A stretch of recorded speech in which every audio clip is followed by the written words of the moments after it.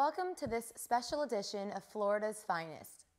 I'm Maya Peretz, and our guests today are the outstanding principal of Eagle Ridge Elementary School in Coral Springs, Marina Rashid, and the president emeritus of Nova Southeastern University and past chairman of the Broward School Board, Dr. Abraham Fischler.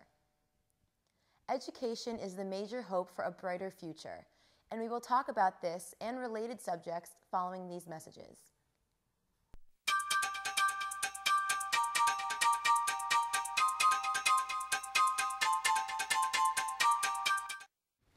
With us now are Marina Rashid, principal of Eagle Ridge Elementary School in Coral Springs, and Dr. Abraham Fischler, president emeritus of Nova Southeastern University. It's a pleasure having you with us today. It's nice to be here. I'd like to address the first question to you, Abe.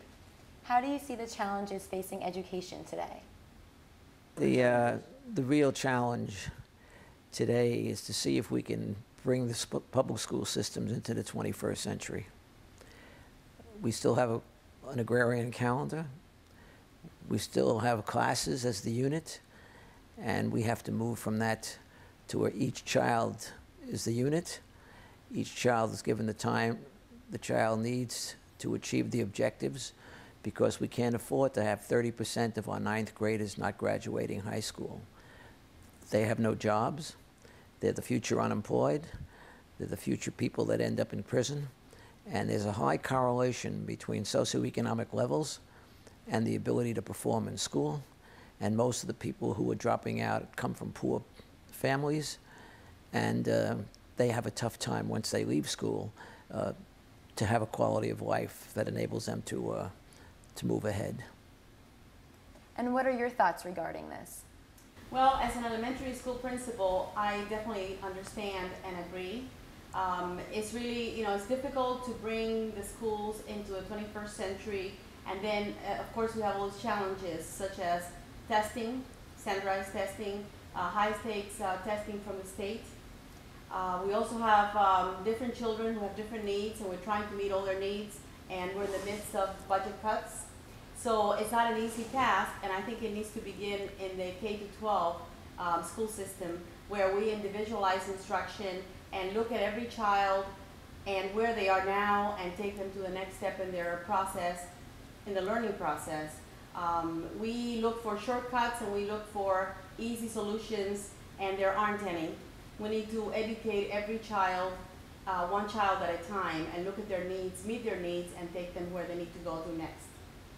I'd like to respond to what you just said. In 1994, when I was elected to the school board, I found 2 Apple IIes in the classrooms going nowhere, with the teachers having 30 or so students. So during my 4-year period on the school board, we invested $440 million to have at least 4 computers in every classroom and a laptop for every teacher. What you said is absolutely true, but we can't get there without the introduction of new tools and the integration of those tools directly into the instructional process. Up until recently, the tools were used as M&Ms, while the teachers still had 3 reading groups and 2 math groups, etc. So it's a philosophical change. Now, the state is entitled to have accountability. They're giving you 4/5 of your budget.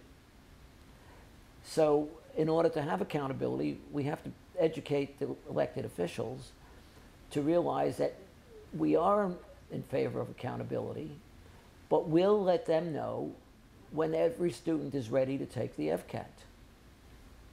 And when they are, then we promise they'll get 3 or better.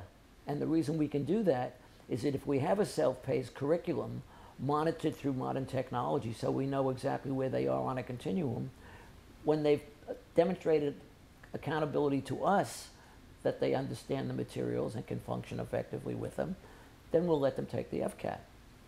But we won't have time as the major problem, because now we're saying every child who's been in school 3 years has to take the FCATs. And what we know is that the students who come and live in Parkland and Coral Springs are a lot different in terms of preparation for school than the students who live in in our lower socioeconomic areas. But we're holding them to the same time frame, and time has to be the variable. In order to accomplish what you said, we have to change the way we organize and structure our schools so that time is the variable and competency what we expect of our children. This is all very interesting, but I'd like to ask you, Marina, how do we get there? Well, talking about it from the perspective of the school level, the only way to get there, I believe, is to change the culture of the school. And it is a paradigm shift. It needs to have different components, such as teacher training. For example, at Eagle Ridge Elementary, we have something we call Team Thursday. And every Thursday, our teachers get together in groups for an hour, and they participate in staff development activities and collaboration time. And that allows them time to take a look at every single student, to fine comb through the data that we have.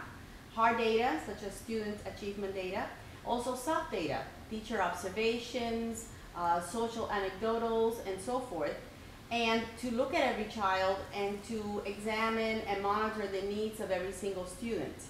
Now, taking a student, for example, who needs additional time in reading, we use technology as a tool. We use Success Maker, which is SME right now, and we allow that student to spend additional time on the computer, which is exciting and turns them on to reading, not just a book, but using different tools every day for additional time to take them to their next step in the reading process. As far as the teachers are concerned, they're participating in staff development activities so that they can better utilize technology, their laptops, whether they're utilizing it for regular, everyday instruction or as an assessment.